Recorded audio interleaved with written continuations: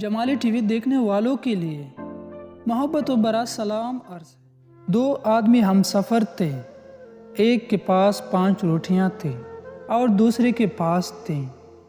کھانے کا وقت آیا تو راستے میں ایک جگہ دونوں ٹھہرے اور وہ روٹیاں اکٹھے کر کے دونوں مل کر بیٹھے۔ اتنے میں ایک تیسرا شخص بھی آ گیا۔ انہوں نے اس سے کہا، آؤ تم بھی، کھانا حاضر ہے۔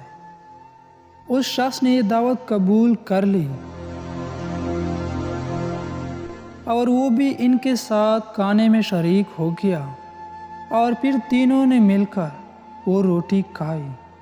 کھانا کھانے کے بعد وہ تیسرا شخص اٹھا اور 8 درہم ان کو دے گیا اور کہہ گیا کہ آپس میں بانٹ لینا۔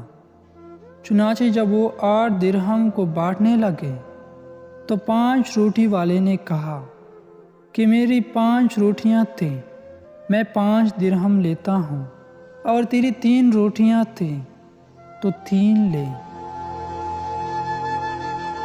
3 روٹی والے نے کہا، ایسا ہرگز نہیں ہوگا، بلکہ یہ آدھے درہم میرے اور آدھے درہم تیرے۔ ہم دونوں نے مل کر روٹی کھائی ہے، اس لیے دونوں کا حصہ بھی برابر ہوگا۔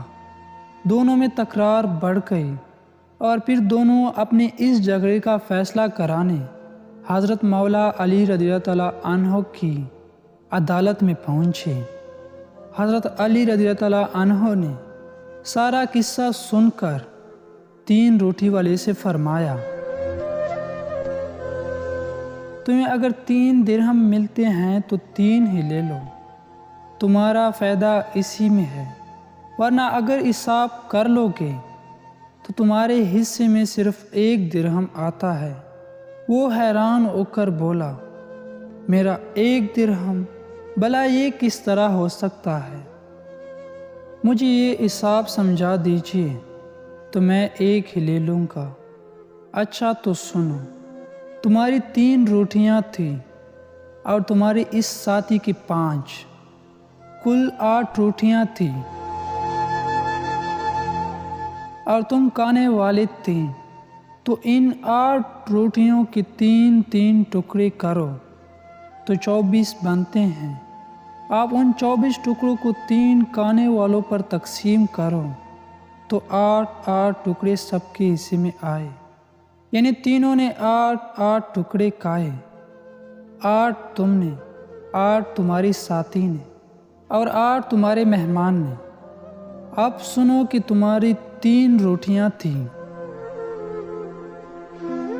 ان 3 روٹیوں کے 3 ٹکڑے کرے تو 9 ٹکڑے بنتے ہیں، اور تمہاری ساتھی کے 5 روٹیاں تھیں، ان 5 روٹیوں کے 3 ٹکڑے کرے تو 15 ٹکڑے بنتے ہیں۔